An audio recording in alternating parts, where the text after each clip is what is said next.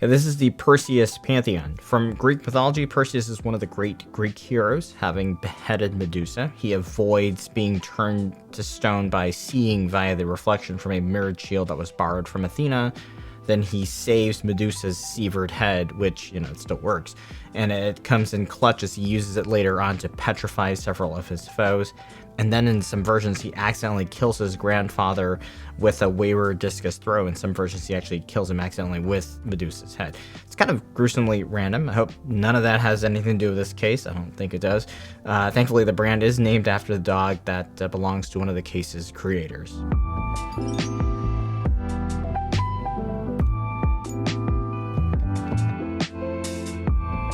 Welcome to Machines and More. On this channel, I cover PC building and a variety of tech topics. Today, we're going to take a look at a prototype SFF case that is coming into production, hopefully this year. It's the Pantheon from Perseus Cases. Now, columns are up front here, like that Roman temple. Big thanks to the team for sending me this prototype unit. It has been tested in and built in already. So you'll see some wear and tear. Not too concerned about that. And I will state that I'm not paid by them to share this. I don't do sponsored reviews on this channel. If you enjoy content like this, please make sure that you are subscribed. So let's talk about the case. I will tell you where they have things thus far. Then I'll share the performance, which is really good with this case. And then I'll close with some thoughts on what I've seen at this point. Not sure if this is going to change, but right now the case, the prototype, uses a bunch of Allen screws. There's 4 at the top to hold the panels captive. And these do require a 2mm hex head. Just pop this open here. Okay. The panels slide up and down. That. I feel really good.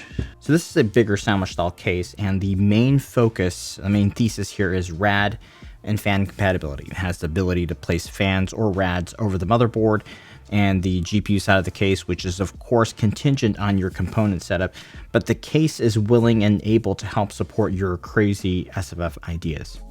This case here measures just a tad under 356mm long, and it is 297mm tall overall with 16mm feet, and it's exactly 170mm wide. So it does work out to be 18 liters or so with the feet, and then without the feet, it's just smack dead on at 17 liters. And that's pretty close to the NR200 in terms of the shape and the size overall. This one's just a little bit smaller in terms of the volume, but it's a lot more efficient. That's pretty much like NR200 form factor, if you will, but sandwich style layout. So you have more top and bottom radiator capability than the NR200, just because one, this is sandwich style layout, so it's a little bit more efficient in terms of how it uses that space. And then two, it doesn't have this thick assembly here that is used to have the toolless top fans. It's a sandwich style case, and it has about 135mm to delegate between the GPU side thickness and the motherboard side. So you could do a 4-slot GPU with about 55mm left over the CPU. Would you really need a 4-slot GPU if you're doing a custom loop? Probably not. One reason to do that would be if you have your single slot GPU block right around like 25-30mm or so, and then you wanted to stick a radiator on top of that with like a slim rad plus 25mm fans. That's about 45, right? So then you have a little bit of air gap there, and then you can still have your CPU block here, top and bottom rad. So in theory, if you did it that way, you could have a top and bottom 280 and then a side mounted 280 with a single slot GPU and then CPU block on this side. And that would be a really serious amount of radiators for a small 17-18 liter case like this. Or you could also give it a lot more space on the motherboard side and then have a smaller GPU. So, on the other extreme, you could have like a single slot GPU and then go, like 115mm of air cooler on the CPU side. And that's something you could do. Probably not applicable for most people, but it's definitely a possibility. So right now with this case, I've set up with an IS77, which is 77mm tall, and there's just about a centimeter of space over that. In this mode that I've set up, about 85mm to the inside of the side panel. So while in theory you still have like another 8mm or so to the outside of the panel, this mounting point does prevent that from getting all the way to the outside, which is fine because you often want to space this away from the side panel so it doesn't cause turbulence from the fan intake pattern being isolated to just these circles here if that panel is flush up against it. So 2.5 slots here, it's about 50mm, and then 85 on the other side. So the top and bottom fans or rads are going to be held in place with these rad brackets. So you can shift these in as needed, depending on the fan size that you're choosing. If you're doing a 240 at the top, you just move these in. And then with a 140, you just have them at the widest position here. So the case, basically, it's just designed around this 280 form factor. You just have a little bit of clearance beyond that. And then one thing that the case utilizes is these little plates to fill in the gaps here. I didn't see any like single slot covers. I think in this case you would need, like, I guess this is half a slot, right? So you need like a 2.5 slot cover here, another half slot, because I shifted over that half slot to accommodate the IS-77 on front. I assume that's something they'll be working on, like in, I think, 2, 3, whatever slots that you need to cover the gap there. As long as they have the sufficient ones to bridge that gap, I think that's not going to be an issue. That's mainly a cosmetic thing there. I've done this up as an air-cooled build just to do a quick test in it. I know a lot of folks have already done some liquid-cooled builds, so I didn't want to revisit that until perhaps we get to the production model. But with this one, we have the capability to do a radiator on this side. You see all these mounting points here for the radiator plate, but you don't have to if you don't have the clearance. And likewise on the GP side, you can also do another radiator here or fans up to 280. So you can do theoretically 140, 140 and 140, 140 on the other side if you have the space. What's neat about this case is that it allows you to do a custom loop with two 280s at the top and the bottom if that's what you want to do. And here at the top, you see I've got these Fantex T30 140s installed right now. These are about 31 millimeters thick, and the total clearance to where this riser cable just sits proud of this spine is roughly 47 millimeters here.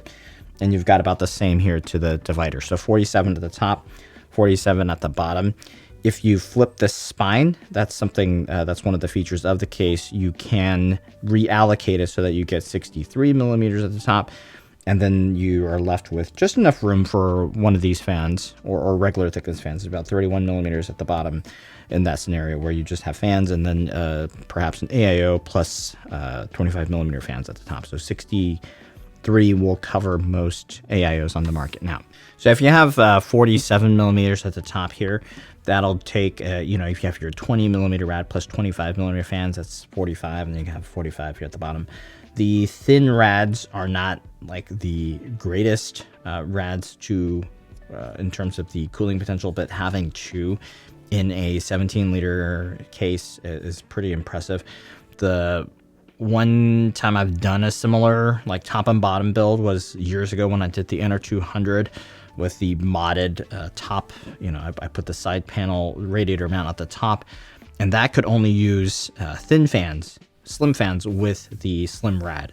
So something like this, a lot more optimized, it is actually smaller than the NR200, will give you greater cooling capacity because it's really built, that volume is dedicated to having this height here to enable that. One thing I did notice on the GP side, if you look right here, the riser cable does, in its current state, stick out quite a bit. So while in theory you could get the 47 millimeters thickness here just up to the spine, this is going to take up some of that space. So until there's some kind of mechanism to kind of push this down or lock it in place like a lot of cases have, where they have like this metal bracket that'll hold the riser cable flush to the spine, I don't think you'll actually be able to use all that space. So that is just one note there. If you did put the radiator on the inside and the fans on the outside, I don't think that's going to cause too much harm. This will just sit up against the radiator, and that won't, you're not going to chop up anything there. This power button here, it actually feels really good. Ooh, one of the best power buttons that I've felt on an SFF case. Hope they keep that in the production version. These are pass-throughs, so if you want to do any sort of pass-through fitting here, external radiator, pump, whatever, you can utilize these. Power AC power socket at the back here. And with this case, there is a ventilated front panel. And when I saw this at first, I'm like, well, yeah, I wonder if this will be easy to take off, though, because one thing you might want to do is if you have a custom loop and you want to fill the loop or do some maintenance, having this here and then being able to take this off really gives you some convenience. But like, say it's all built up, how am I going to get this off? Because this is not toolless. It's actually screwed in captive from the bottom. So it's actually not that bad, because I wanted to see how easy it is to access. And in a fully built up, you can see like I can access this one here. This is one screw. I can access this one absolutely no problem. Now, of course, if we had a radiator here, I think that might be a little bit more difficult. And then these two at the side here, absolutely no problem accessing this. So for top and bottom radiator builds, I think accessing this front panel to remove it as the front is not going to be a big problem here. For a side radiator, I think that may be a little bit more challenging, but I don't know that that's going to be too popular of a build. And then let's take a look at the feet here. They are like milled out of a solid block of aluminum. They're very high quality. Finish looks incredible here. And this is going to elevate the case, the bottom of the case, about 16 millimeters off the work surface, which is a good amount of space for enough air gap for fans, whether you're intaking or exhausting. And I'm glad they thought of that. A lot of cases try to chase the volume by, basically minimizing the feet at the bottom here. And that doesn't work well for thermals usually. For compatibility, you got a mini-itx board that you can place here. It's going to be placed upright in your more standard convention in the regular setup here. It's basically just a big upright style sandwich style case with the GPU held upside down on the other side. And then the PSU can actually mount. This is one mounting way you can do, and then the other ones you can rotate it so that it's gonna exhaust out the front. With this airflow setup where I have like exhausting at the top, exhausting at the bottom, this kind of makes sense because it pulls air through the side panels, and then this will streamline the PSU's exhaust out. Now for this intro build, I've just set it up with the IS77XT, and this is the Asus B850-I board. I've got the 9800X3D underneath, two 16 gig sticks of DDR5 from G-Skill. This is the new NZXT C850 SFX power supply. It is a gold power supply. And then two pairs of Fantex T30 140 millimeters. These will exhaust out the top and the bottom, and that's going to provide a good amount of makeup air that's coming through the side panels, which will help the GPU and also encourage the CPU cooler to intake for a while. And for the GPU, this is the Asus ProArt 5070 Ti, and that is going to be connected with the riser cable here. I think this riser cable specs could change on this one. And the way the GPU mounts, so you've got this little L-shaped bracket that's attached to the spine here. Once you pop the card into the riser cable, you can then just screw this on to the GPU and then screw it on. It's actually super easy to do. Performance of this case is great, and this airflow setup with the IS77XT, the 9800X3 is going to be capable of hitting the stock boost clocks. Absolutely no problem here at 5.2 gigahertz. The temps are a little bit higher, but not too bad, considering that it's air cooled with this type of low profile cooler. And here you're looking at results from a CPU render only with Blender.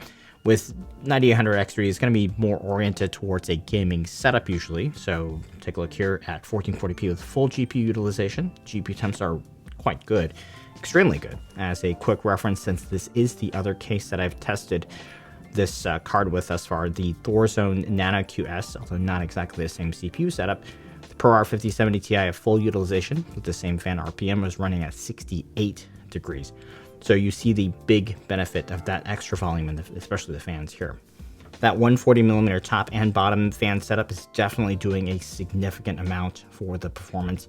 If I dial those back to just 400 RPM, you can see there's already a big delta on the temps. So having these is a significant impact on performance. So what I've seen so far is very positive. And we usually see sandwich style cases being utilized more in smaller volume scenarios, but it can really make a lot of sense in the bigger SFF segment like this. And when you put it into the 63mm top and 31mm bottom clearance mode, that clearance is kind of like, if you set up in a Fractal Era 2, which, doesn't have anywhere the amount of flexibility that the Pantheon has, and it only takes 2x120mm fans at the bottom. The laterally configurable feature here means you can easily optimize components, and you can space out your GPU if needed, or go ahead and just add in fans over your air-cooled GPU to help it along further where you have clearance. Now, in addition to that, it is vertically configurable too, right? And that lets the builder accomplish exactly what they want. So if you are an AIO user, you can get a 280 plus bottom fans, or change it into top and bottom custom loop radiator, super mode. So in terms of the layout and the design, this is one of the more refreshing ideas that I've seen in SFF in recent years, where it's not just a pure play on an existing layout. So I was pretty impressed with the way the case is designed, the way it's laid out, in terms of the flexibility especially. And that is something that you can tell that someone that understands SFF cases, that works and uses them regularly, designed this case. It's not something that you get with your more mass market SFF cases. The look, the touch points here, this is the work of an expert. And I will reserve my thoughts on quality until I see the final production version. But as far as the prototype here goes, the milling, the anodization is consistent. Things line up very well in this prototype. So whoever is doing the CNC work, keep on with them. Now, the prototype doesn't have any front I/O. As I understand, there's an option that they're working on that's going to go at the bottom here. A couple of other things for them to iron out, like the riser cable retention, make sure that's a little bit flatter. And I'd potentially like to see some toolless action for the top or the bottom panels, maybe even the front panel that can just pop off. That might add to the convenience factor for users, but those are more nice to haves than necessities here.